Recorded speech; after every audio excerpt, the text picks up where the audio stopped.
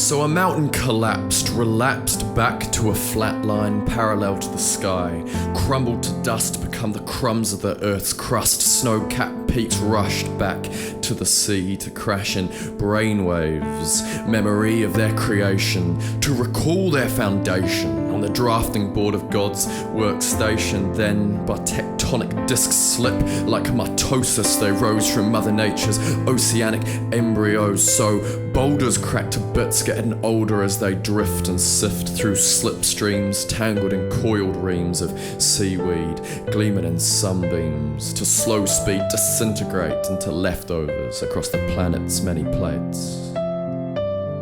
What I'm describing here is gravel, but I don't like the word gravel, I like the words stones unravel to pebbles, or pebbles travel the high seas as rebels, refusing to be sedentary and sediment, far too rock and roll for all that settling down shit. No need to be conglomerates when you're true grit. Truth is, this is a poem about chance and circumstance, a volcanic blast in ages past, when Pangea was just Paleozoic Play-Doh, land mass in mismatched bricks of Lego before the Stegosaurus roamed, before the skies ever saw us grow.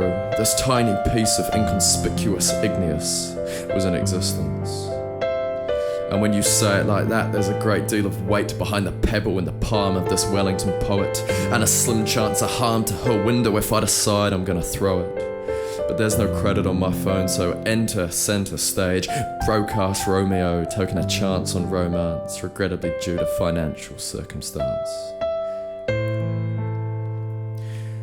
And that night on her pillow I drunkenly dreamt of Mount Everest, smashed into a million billion minute divisions, and a million billion boys' daft decisions to fling these missiles at girls' windows like tiny love letters on fossilized paper scraps, tapping glasses, thunderclaps in bad weather to say maybe perhaps I could come up, and like mountains we'll collapse together.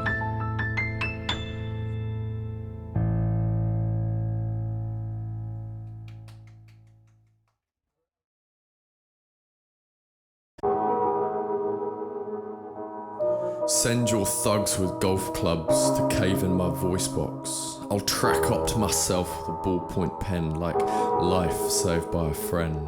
And I'll inhale and exhale inverted verse again, blood and ink rattling across the ribs in the barrel of a bic.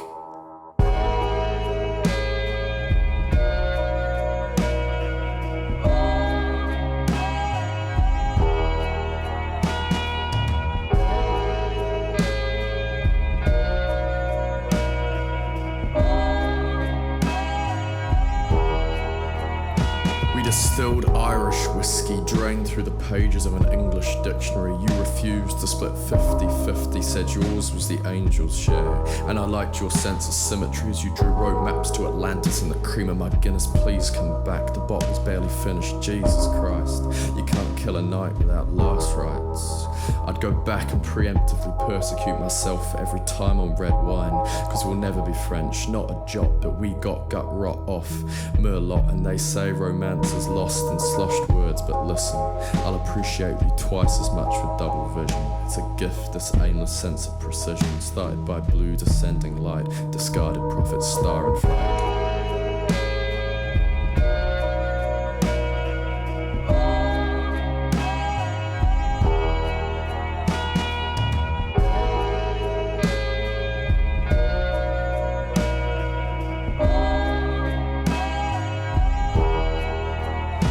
These kids, prescriptive products of their environment, focused on dollars but lacking in sense. I'll steal back every commerce and Econ 101 textbook, stack them up on a crate, duct taped in place and ignite it. Fire it via trebuchet at the Houses of Parliament. Hooray for burning arcs of expectation. Read a history book. Slaves can still overrun this plantation. A notion impregnates a notebook. A waste paper basket is an abortion clinic for the idea. Facebook is simply an anthology of our fear of others' judgment, disguised as a service to us. As our memory of books and faces slowly rusts, I'll put my trust in Churchill's speeches. Fight the future on the beaches.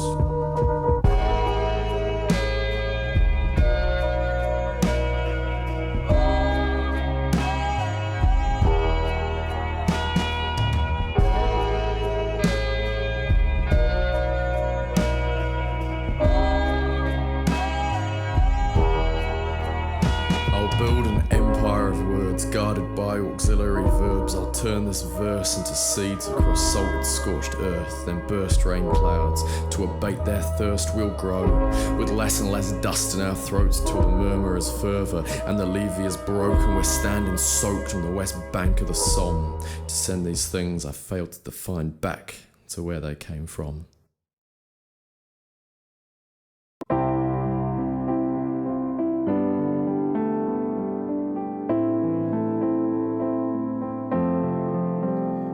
In humble dedication to you who seems only an idea, framed in sheer implausibility, it's difficult to see you and me in any sense or semblance of reality, but I'll be damned, we only got oceans and practicalities to worry about. I'll shout this poem into the night, due northwest, and it will travel at the speed of sound at you, till you're second-guessing footsteps and motor revs as bass notes in odes to possibility.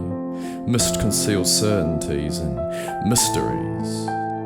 I'm in love with plot twists about lovers' trysts across the sea, and I see this is our last chance to stand fast and slow dance as half-casts, sporting skin graphs from your future and our past.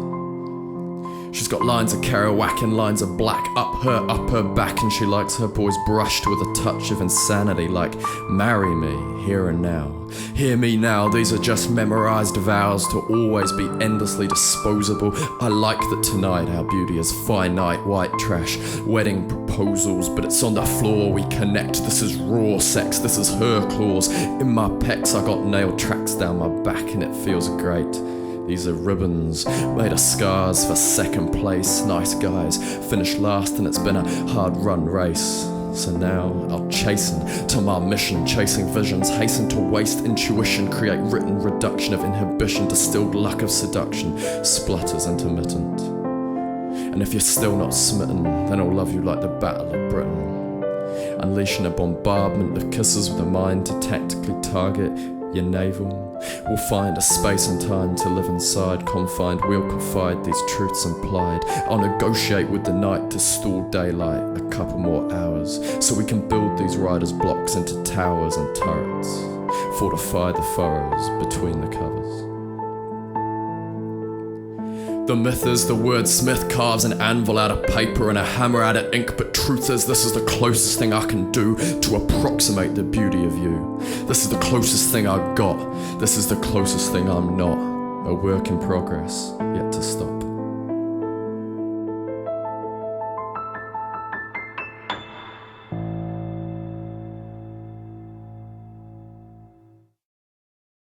When I die, print my obituary in the 5th edition of the Oxford Dictionary. I'm done with life. It's dead to me.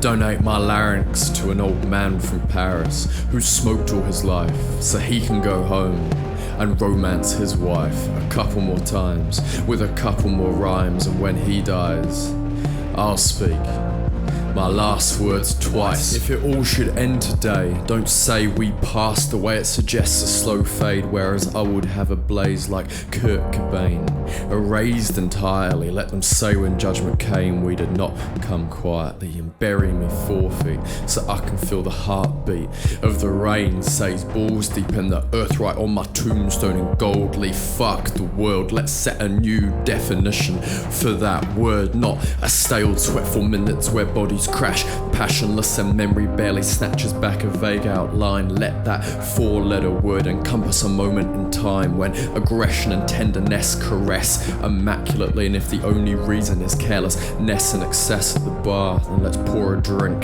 to the accidents in life, cause I am well aware that an accident may end me, but before I can remember she's been a friend to me. So if I die ridiculously drunk or at high speed or drown in the high seas, then please in my eulogy say this world meant the world to me, like life was lived literally as our future became our history. We blistered through existence as blind drunk visionaries. I speak in soliloquies, desperate to become symphonies, detest calligraphy for its insistency on making the beauty of the written word so stringently observed. Boys and girls, roll my to-do lists into roaches and send this life up in smoke on a windy day. I wanna unfurl sideways into the sky, don't wanna a written testament. On the day that I die, I want a lighter with a writing to be testament to the fact that I tried day and night. I swear too much, fuck, but I'm in love with this life, and sometimes words aren't enough to express it. But on the blank page or the empty stage, I'll confess it, rage against the cages with which they try to suppress it. Nevertheless, they say, at the end it all goes quiet, and we hear the final chimes of deathly silence as an army of mutes and mimes are incited to riot. I'll recite my rhymes tonight, depraved and pious, after a pint with David and a fight with Goliath. 'Cause a day will come that we fade like bruises, or champagne stains washed away in autumn rain, and post-mortem they'll find hot coffee and ink ran through these veins. Let our frames timely disintegrate in the face of the elements, dance on earthquakes, remembering we're utterly irrelevant. Then sorry are benevolent gods beyond my capacity for reason, but God, on my last day give me the audacity to embrace Nisha's demon, only leaving to come back again. Friends, thank you for putting a shine on this brief window we occupy across time and distance. With me, inevitability, but we smile. Resistance is futile, but not dropping off my stay till Joseph Hoskin is standing on my coffin, taking the solo to seize the day. And then we're getting a boffin to calculate the world's net utilitarian gain before and after our existence. And for better or worse, let's be recalled as the difference.